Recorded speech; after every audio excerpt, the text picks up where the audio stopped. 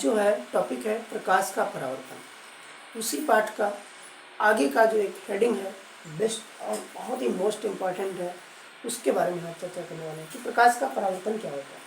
तो बेसिकली इतना आज इजी तरीके से आपको बताया जाएगा कि आप ज़िंदगी भर कभी भूलोगे नहीं। तो जैसे हम बात कर लेते हैं, मार्कर को हम साइड में रख देते हैं। पहले तो हम समझते हैं कि प्रकाश का परावर्तन तो होगा ही होगा। पहले तो ये क्या मामला है, परावर्तन क्या होता है। प्रकाश तो हम समझ चुके हैं, परावर्तन का मतलब क्या होता है। तो अभी हम आपको बताते हैं। जैसे मान लिया ये पेन नहीं, ये गेंद हो और इस गेंद को मैं इस बोर्ड पे मारूं तो क्या होगा, ऐसे टकराएगा और पुनः वापस आ जाएगा। ठीक है, तो किसी चीज़ का किसी दूसरे तल से टकराना और वापस आ जाना, यही कहलाता है परावर्तन। अब फिर चाहे हम पेन को अगर मारते हैं तो पेन टकरा के वापस आया तो पेन का परावर्तन हो गया, गेंद मारते हैं गेंद टकरा के वापस चला गया तो गेंद का परावर्तन हो गया। तो इसी तरह से प्रकाश का परावर्तन भी होता है। मतलब यही हुआ कि अगर प्रकाश किसी तल से टकराता है और प्रकाश सदैव चिकने तल से अगर टकराएगा तभी परावर्तन ज़्यादा होता है, वरना बेसिकली होता तो है ही पर कुछ कम होता है। तो अगर प्रकाश किसी तल से टकराएगा तो ये भी पुनः वापस आ जाएगा, तो इसको भी हम कहेंगे प्रकाश का परावर्तन। तो अब अगर इसकी परिभाषा की अगर हम बात करें कि प्रकाश का परावर्तन की परिभाषा क्या होता है, तो इधर बताते हैं आपको। देखिए यहाँ से लिखना शुरू करते हैं और आप समझिए कि एक पॉइंट, जब प्रकाश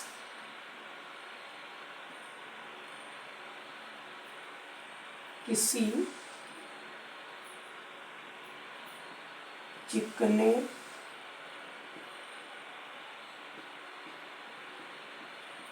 तल से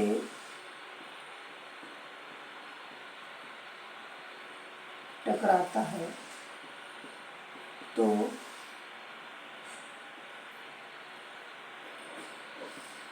टकराकर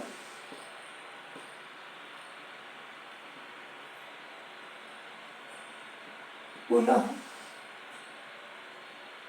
अपने उसी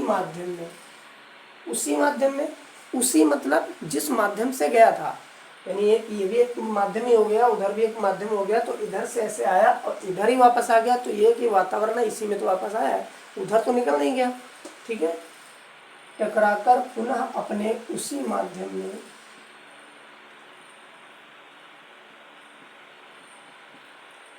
वापस लौट आता है।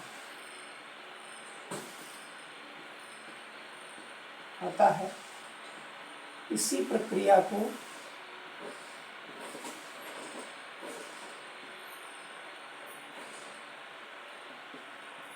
प्रकाश का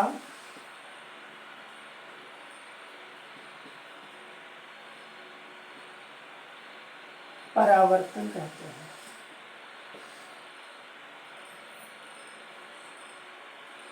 रखना यहाँ पर परावर्तन कहते हैं, मतलब नोट्स कर देते हैं यहाँ पे। ठीक है, यानी जब प्रकाश किसी चिकने तल से टकराता है तो टकराकर पुनः अपने उसी माध्यम में वापस लौट आता है। इसी प्रक्रिया को प्रकाश का परावर्तन कहते हैं। यानी जाना माने प्रकाश से, फिर से एक बात समझ लेते हैं, प्रकाश से गया, टकराया और वापस आया, यही हो जाएगा प्रकाश का परावर्तन। तो इसको थोड़ा चित्र से समझ लेते हैं। जैसे क्या होता है चित्र में, समझिएगा। माने ये कोई परावर्तक तल है, मतलब वही चिकना तल है जिससे प्रकाश भी टकराएगा। ये तल हो गया। ठीक है, इस ग्लास है या कुछ भी है, इसके नीचे वाली सतह में क्या हो गया है, पॉलिश कर दिया गया है ताकि प्रकाश जो है सीधा नीचे को ना जाए, टकरा के उसको वापस जाना चाहिए, ऊपर की तरफ जाए। जरूरी थोड़ा ही वापस, ये ऐसे भी हो सकता है, ऐसे भी हो सकता है, आप चाहे जिधर को ले सकते हो। ठीक है, अभी हम प्रकाश स्रोत से यहाँ से प्रकाश किरण इस पर तिरछा डालेंगे, ऐसे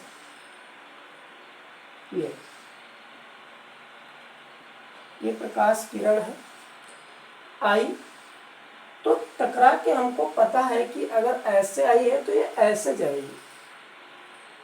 अब जैसे टकराएगी और माध्यम तो वही है, भले निर्वात है, ये सब वातावरण हवा है, तो इधर से टकराएगी तो क्या इधर थोड़े आ जाएगी, उधर ही जाएगी। तो इसको हम यूं मोड़ देते हैं। अभी इसके बीच में हम डाल देते हैं एक अभिलंब।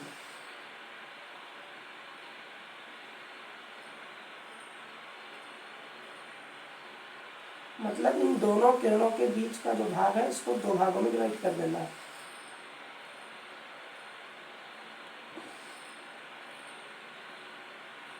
ओके, इस तरह से हमने दो भागों में डिवाइड कर दिया। अब इसका नाम क्या है? इसका नाम है परावर्तक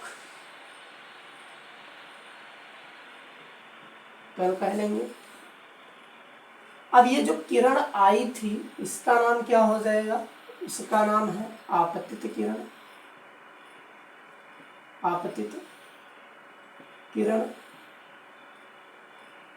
और जो टकरा के वापस चली गई उसे कहते हैं परावर्तित किरण। परावर्तित किरण। और जो बीच में सीधा डाली गई है रेखा इसको कहते हैं अभिलंब। अभिलंब, ठीक है। अब जहां पर ये तीनों रेखाएं मिल रही हैं इस बिंदु को क्या कहेंगे? परावर्तक बिंदु कह सकते हैं। यहाँ पे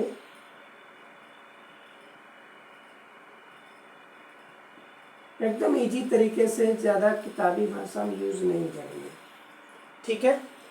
अब देखिए अभिलंब और आपतित किरण के बीच में एक कोण बन रहा है, वो ये कोण बन रहा है। और परावर्तित किरण और अभिलंब के बीच में भी एक कोण बन रहा है, ये। तो आपतित किरण और अभिलंब के बीच में जो बना कोण होगा उसे हम कहेंगे आपतन कोण। क्या कहेंगे? आपतन कोण। और आपतन कोण को लिखा जाता है आई से। और जो अभिलंब और परावर्तित किरण के बीच में बना है वो हो जाता है परावर्तन कोण। तो उसे हम लिखेंगे आर से। उसे कहाँ से लिखेंगे? आर से, ठीक है। तो इसको अलग भी लिख सकते हैं, कोई दिक्कत नहीं है। तो ये इधर से किरण आई, टकराई और पुनः उसी माध्यम में वापस लौट गई। ये बीच में अभिलंब है, ये परावर्तक तल है। ये जो ऊपर हमने लिखा था उसी को चित्र के माध्यम से समझा। अभी इसमें आता है कि परावर्तन के नियम कितने होते हैं। तो परावर्तन के भैया जी नियम होते हैं तो कौन कौन नियम होते हैं देखते हैं। परावर्तन के नियम भी समझ लेते हैं यहाँ पे।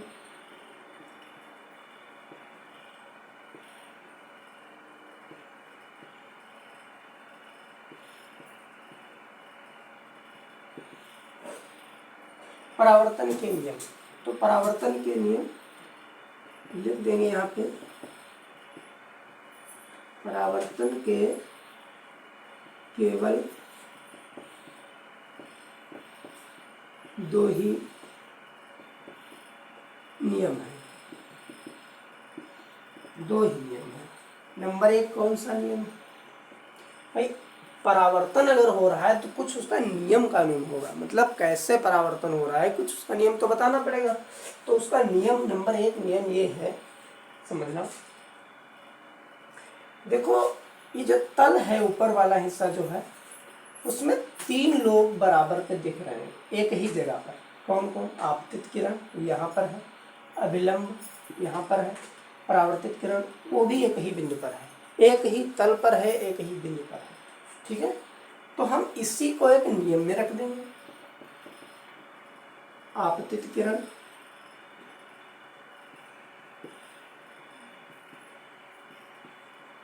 कॉमा परावर्तित किरण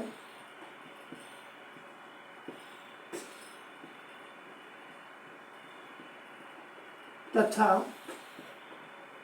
अभिलंब तीनों एक ही तल में होते हैं। ठीक है, ये हमारा नियम नंबर 1 हो गया। अभी दूसरे नियम में हम क्या भरेंगे फिर? दूसरे नियम में ये भरना है कि ये जो आपतन कोण I था और परावर्तन कोण R, क्या ये बराबर नहीं होगा?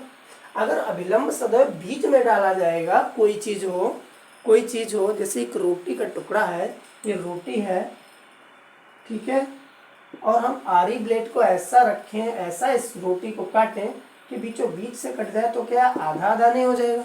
आधा आधा हो जाएगा ना। अगर बीच से काटे तो ठीक है, अभी लाइन को नहीं देखना उधर कैसे कटा है, उधर ज़्यादा है, उससे नहीं मतलब है। अगर बीच से काटे तो इतने भाग को, जो बीच का जगह था, उसको अगर बीच से डिवाइड कर देंगे तो क्या आधा नहीं होगा? बीच का फिर मतलब क्या होता है? तो इसी को बताना है कि आपतन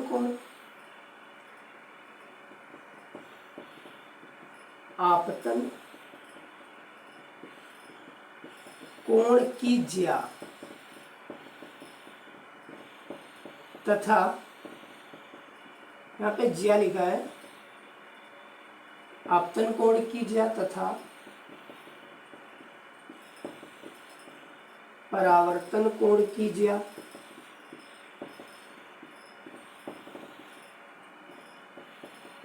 का मान सदैव बराबर होता है।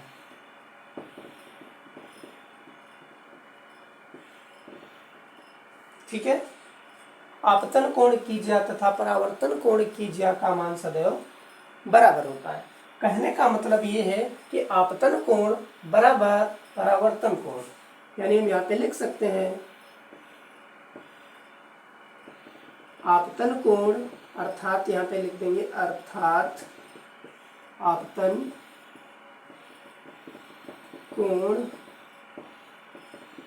I बराबर परावर्तन कोण R। ठीक है, ये दोनों कोण आपस में क्या हो जाएंगे? बराबर हो जाएंगे।